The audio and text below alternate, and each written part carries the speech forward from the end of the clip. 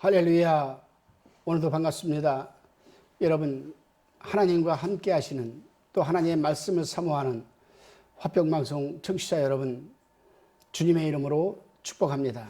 오늘도 여러 사랑하는 삶의 또 현장에서, 여러분의 가정에서 하나님의 축복이 충만히 임하시기를 바랍니다.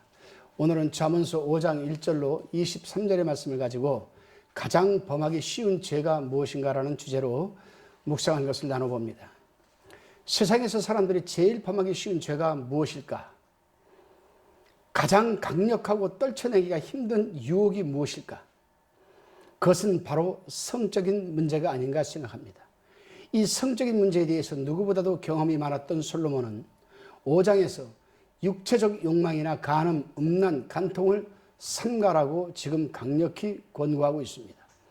특히 이 간음죄는 남녀노소 누구라도 너무나 범하기 쉬운 죄요, 이 죄는 사람에게 너무나 격렬한 유혹이기도 합니다. 하지만 이 죄의 결과는 너무나 악한 것이기 때문에 하나님께서는 이 음란죄를 용납하지 않으시고 반드시 심판하셨다는 사실입니다. 성경 역사에서도 보면 노아 시대나 롯의 시대의 사람들이 이 음란한 죄 때문에 심판을 받고 말았지요. 오늘날도 소위 성의 제3혁명이나 성개방이니 하는 부르짖음이 거세게 일고 있습니다만, 이러한 때에 솔로몬은 우리에게 성에 대한 참 교훈을 지금 말해주고 있습니다. 본문 1절, 2절 들어가기 전에 제가 참고로 말씀을 드리면, 물론 아내가 없고 남편이 없는 사람들이 한 여인을 사랑하고 한 남자를 사랑하는 것은 문제가 될 것이 없죠. 그러나 아내를 두고 남편을 두고 있는 사람들이 제3의 남자나 제2의 다른 타의 남자나 여인을 사랑하고 여러분 육체를 결합한다면 그것은 분명 여러분 음란죄이고 분명히 간음죄가 아니겠습니까? 본문 1절로 2절입니다. 1절에서 내 아들아 내 지혜에 주의하여 내 명령에 내 명철에 내 귀를 기울이라. 근신을 지키며 내 입술로 지식을 지키도록 하라. 이렇게 말하고 있습니다. 솔로몬은 1절, 2절에서 지혜에 주의하고 명철에 귀를 기울이고 근신을 지키며 지식을 지키라고 합니다. 그런데 이 지혜, 명철, 근신, 지식은 잠언에서 하나님을 중심하는 아주 중요한 영적인 이 진리를 담고 있는 여러분 단어들입니다. 그렇습니다. 남녀노소 할 것 없이 사람들이 성적인 유혹을 극복하기 위해서는 위에서 말하는 네 가지, 즉 지혜와 명철과 근신과 지식이 참으로 중요합니다. 많은 하나님의 사람들이 성적인 유혹을 극복하지 못하고 무너진 이유는 바로 이 네 가지에 약하기 때문이라고 하여도 과언이 아닐 것입니다. 다시금 본문 3절로 6절의 말씀입니다. 3절에 대저 음녀의 입술은 꿀을 떨어뜨리며 그 입은 기름보다 미끄러우나, 4절에 나죽은 쑥같이 쓰고 두날 가진 칼날이 날카로우며, 5절에 그 발은 사지로 내려가며 그 걸음은 음부로 나아가나니, 6절에 그는 생명의 평탄한 길을 찾지 못하며 자기 길이 든든치 못하여 그것을 깨닫지 못하느니라. 아멘. 이제 솔로몬은 성적인 유혹을 극복하기 위한 방법으로 지혜와 명철과 근신과 지식을 말하고 그 말을 한 다음에는 음란한 죄의 유혹에 대하여 귀를 기울이지 말라고 경고하고 있습니다.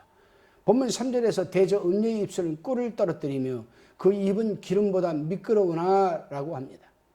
여기에서 이 매력적인 유혹이 얼마나 거짓된 것인가를 밝혀주고 있습니다. 대저 음녀의 입술은 꿀을 떨어뜨리며, 이 말은 곧 음녀, 음남 이런 아첨은 아름답고 꿀송이처럼 달고 기름처럼 미끄럽다는 것입니다. 그렇습니다, 여러분. 유혹하는 남녀의 입술은 너무도 달콤하고 미끄러워서 한순간에 유혹에 넘어가고 마는 것입니다. 삼손이 데릴라의 미끄럽고 꿀송이처럼 단 이 아첨과 거짓된 유혹의 말에 속아 넘어갔던 것입니다. 결국 데릴라의 입술이 쓰리쓴 쑥 같고 두날 가진 칼날이 날카로움이 드러나더니 삼손은 죽는 자리에까지 내려가면서도 깨닫지 못했다라고 사사기서 16장에서 우리에게 밝혀주고 있습니다. 다시금 본문 7절로 8절의 말씀입니다. 7절에 그런즉 아들들아 나를 들으며 내 입의 말을 버리지 말고, 8절에 내 길을 그에게서 말하리라. 그 집 문에도 가까이 가지 말라.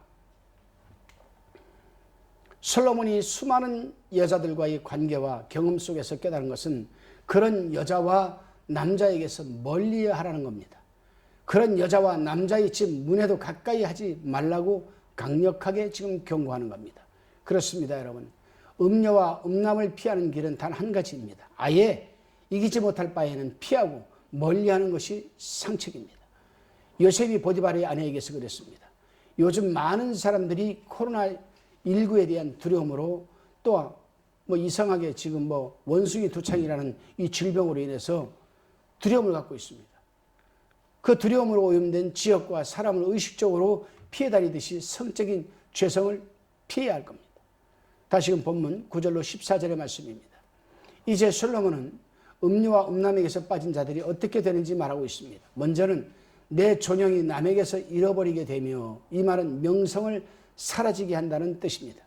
그렇습니다. 얼마나 많은 인물들이 그렇게 명성을 잃어버렸는지 성경 역사와 세상 역사가 증명해 주지 않았습니까?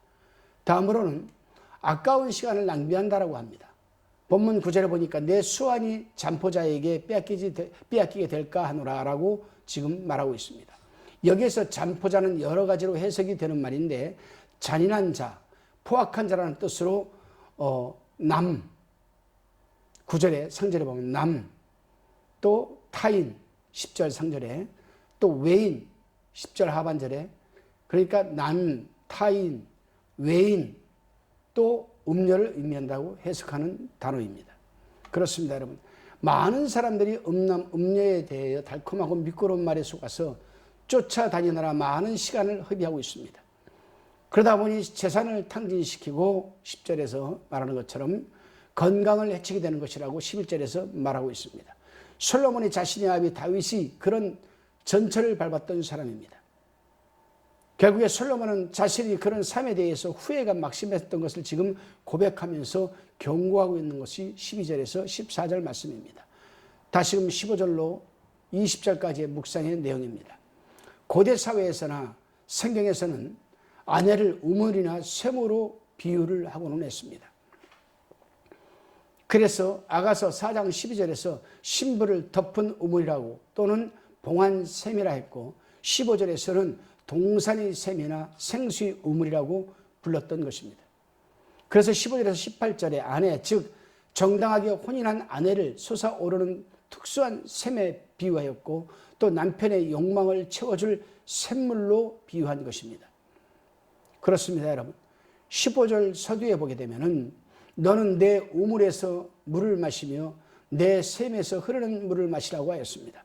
사람마다 여자는 자기 남편을 가져야 하고 남자도 자기의 아내를 가져야 합니다. 왜냐하면 사람은 누구나 다 성욕을 피하기가 어렵기 때문입니다. 물론 성적인 욕망도 하나님께서 주신 것입니다. 그래서 하나님께서 아담이 혼자 독초하는 것이 좋지 못하여서 하와를 배필로 지어주신 것이라고 창세기 2장 18절에서 말하고 있습니다. 사실 그렇습니다, 여러분. 사람마다 자기 아내나 남편이 없으면 음욕에 불붙기 쉽습니다. 그러기에 사도 바울도 음행의 연고로 남자마다 가지 아내를 두고 여자마다 자기 남편을 두라고 말한 겁니다. 남자는 자기 아내, 여자는 자기 남편.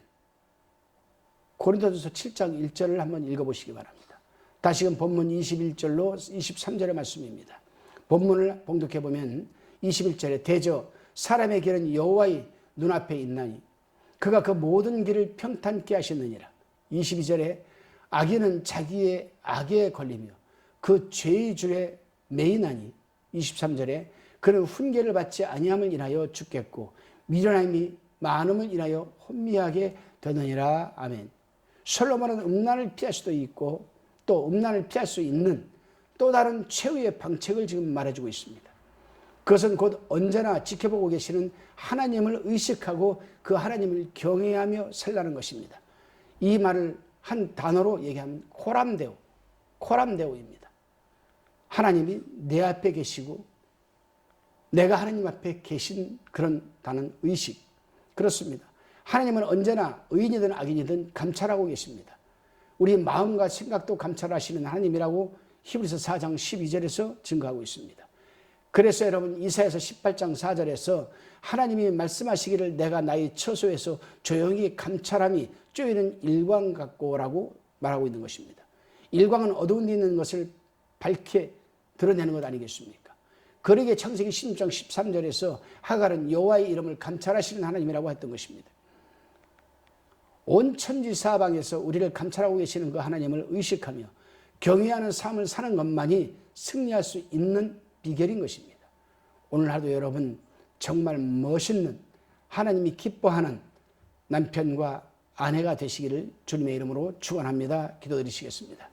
주님, 하나님의 사람들이 한 아내의 남편으로 한 남편의 아내로 만족하며 살아가게 하옵소서. 한 남자로 만족하지 못하고 한 여자로 만족하지 못하게 역사하는 음란의 영으로부터 지켜주시고 그런 여자와 남자를 분별하여 피하게 하옵소서. 특히 하나님께서 싫어하시는 동성애를 지금 이 나라가 합법화시켜 하고 있습니다. 주님, 우리는 기도할 수밖에 없사오니 막아주시고 또한 역사하옵소서. 그들의 무리를 회파하옵소서. 믿사옵고 감사드리며 예수님의 이름으로 기도드리옵나이다. 아멘.